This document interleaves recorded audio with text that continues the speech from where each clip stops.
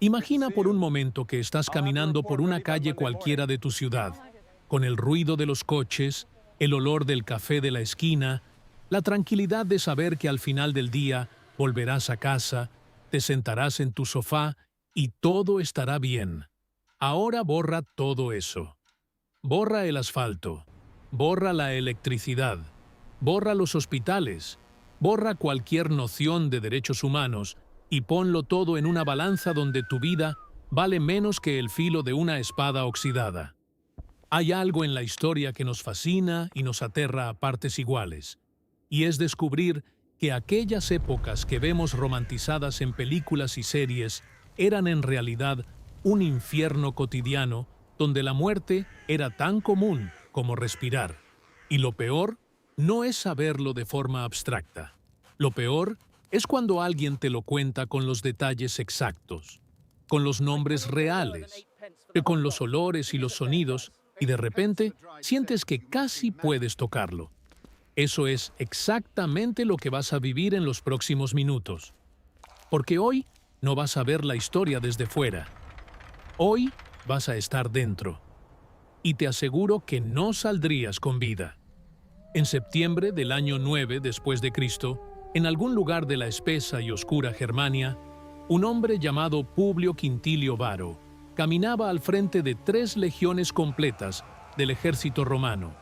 Aproximadamente 20.000 soldados, más auxiliares, mujeres, niños y esclavos que acompañaban la columna. Varo no era un general brillante, era un administrador, un burócrata con toga que había hecho carrera cobrando impuestos en Siria y que ahora Roma había enviado a civilizar a los germanos. Lo primero que notarías si estuvieras en esa columna sería el olor. No el olor a bosque, y no el aroma fresco de los pinos que quizás imaginas. Lo que golpearía tu nariz sería una mezcla densa de sudor humano acumulado durante días de marcha sin baño, el hedor de las mulas cargadas con equipo que defecan mientras caminan, el tufo metálico del cuero mojado y el hierro oxidado de las armaduras, y por debajo de todo eso, el olor dulzón y enfermizo de las heridas infectadas de los soldados que ya llevaban días arrastrando ampollas reventadas en los pies. Porque marchar en una legión romana no era lo que ves en las películas. Un legionario cargaba sobre su cuerpo entre 30 y 45 kilogramos de equipo, incluyendo su armadura de placas llamada lorica segmentata, su escudo rectangular de madera y cuero que pesaba entre 6 y 10 kilogramos, su pilum o jabalina, su gladius o espada corta, o en su mochila con herramientas de construcción, estacas para el campamento, raciones de grano, un odre de agua y su capa de lana. Con todo ese peso encima, marchabas entre 25 y 30 kilómetros diarios por caminos que no eran caminos, sino senderos de barro que la lluvia germánica convertía en ríos de fango donde tus sandalias militares, las caligae, se hundían hasta el tobillo con cada paso. Pero lo verdaderamente aterrador no era la marcha, era lo que no podías ver. Arminio, un joven príncipe de la tribu germánica de los queruscos, había sido educado en Roma, había servido como oficial auxiliar del ejército romano, había recibido la ciudadanía romana y hablaba latín con fluidez. Varo confiaba en él como confías tú en un compañero de trabajo que lleva años a tu lado. Y esa confianza fue exactamente lo que mató a 20.000 hombres. Arminio había pasado meses organizando en secreto una coalición de tribus germánicas, aprendiendo cada debilidad táctica romana, cada patrón de marcha, cada punto donde la columna se estiraba y se volvía vulnerable, y eligió el lugar perfecto para la trampa, un paso estrecho entre colinas boscosas y un pantano en la región que hoy conocemos como Kalkriese, en la Baja Sajonia alemana.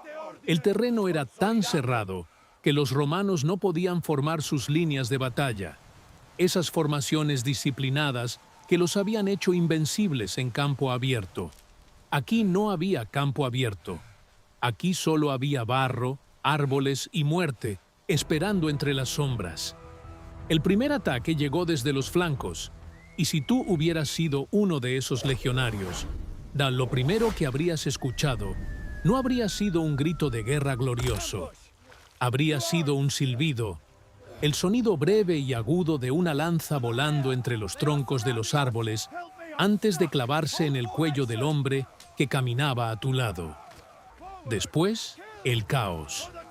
Los germanos no atacaban de frente. Aparecían entre los árboles como fantasmas, lanzaban sus armas y desaparecían antes de que pudieras levantar tu escudo. Tu entrenamiento romano te decía que formaras la tortuga, que te cubrieras con los escudos, que mantuvieras la línea, pero no había línea. La columna se extendía kilómetros entre el bosque y no podías ver ni a tu centurión ni a tu portaestandarte. El barro te succionaba las sandalias, la lluvia te cegaba los ojos, y cada vez que intentabas reagruparte, otra oleada de jabalinas caía desde una dirección diferente. Tácito, pues el historiador romano que escribió sobre estos eventos décadas después, describió la escena como una carnicería sin forma, donde los soldados más disciplinados del mundo conocido murieron tropezando unos con otros en el fango como animales acorralados. La alimentación que habías comido los días previos y que era lo único que te daba fuerzas para seguir en pie, consistía en una papilla de trigo llamada pulse, que se preparaba hirviendo grano machacado con agua hasta formar una pasta grisácea sin sal ni especias, acompañada ocasionalmente de un trozo de tocino rancio o queso duro que llevaba días en la mochila, absorbiendo humedad y moho. El famoso pan del legionario, el bucellatum, era una galleta tan dura que había que remojarla en agua o vinagre diluido, llamado posca, para poder morderla sin romperte un diente. Eso era tu comida de élite, tu ración de soldado del mayor imperio del mundo. Los germanos, por su parte, comían carne de caza fresca, bayas del bosque y bebían hidromiel fermentada que les calentaba el cuerpo contra el frío.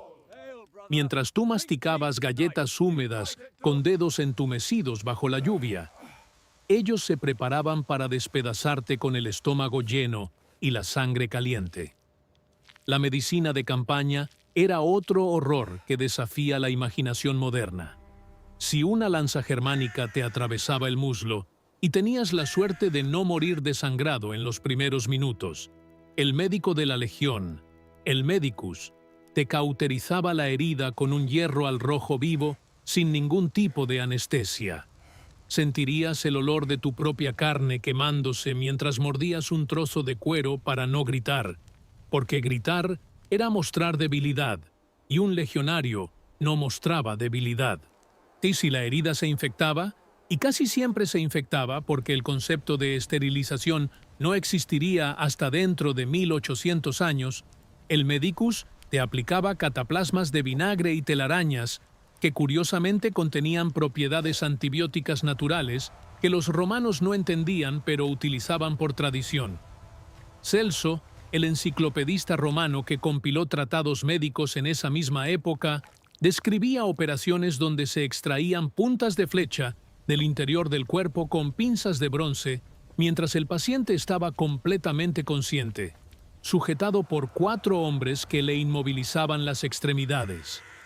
Lo que hace que Teutoburgo sea diferente de cualquier otra derrota militar es lo que vino después de la batalla. Cuando los últimos legionarios cayeron, y cuando Varo se lanzó sobre su propia espada, al comprender que todo estaba perdido, los germanos no simplemente celebraron la victoria. Realizaron rituales que habrían helado la sangre incluso a los pueblos más guerreros de la antigüedad. Los prisioneros romanos supervivientes fueron sacrificados a los dioses germánicos en altares improvisados entre los árboles. Les clavaron los cráneos en las ramas de los robles como ofrendas a Wotan. Los oficiales fueron encerrados en jaulas de mimbre y quemados vivos. Las cabezas de los centuriones fueron enviadas como trofeos a las tribus aliadas para demostrar que Roma podía sangrar.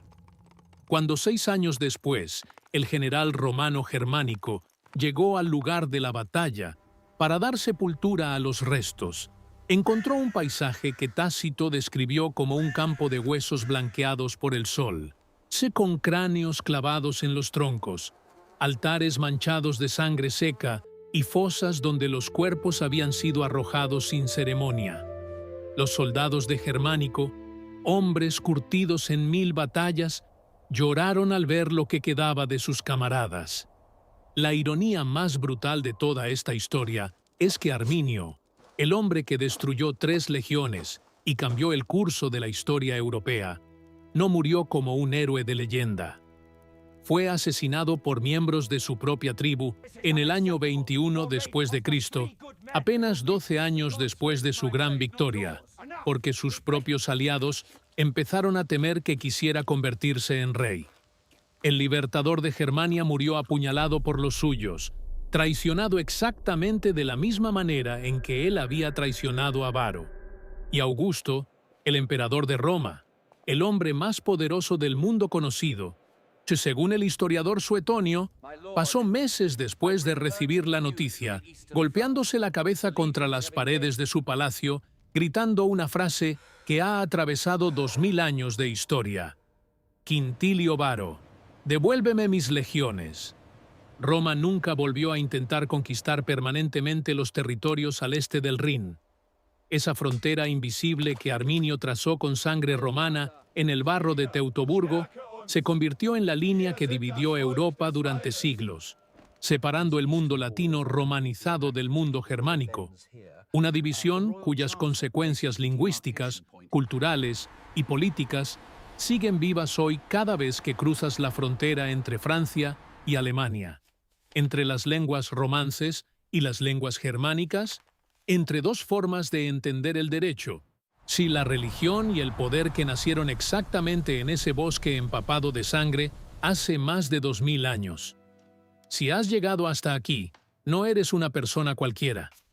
Eres alguien que entiende que la historia no es una lista de fechas y nombres para memorizar, sino el mapa real de cómo llegamos a ser lo que somos. Cada semana, en este canal, destapamos verdades que los libros de texto se saltan.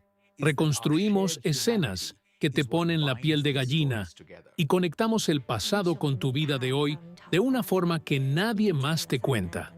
Si eso es lo que buscas, si quieres seguir descubriendo lo que realmente pasó y por qué importa, dale al botón de suscribirse y activa la campana para no perderte ningún episodio.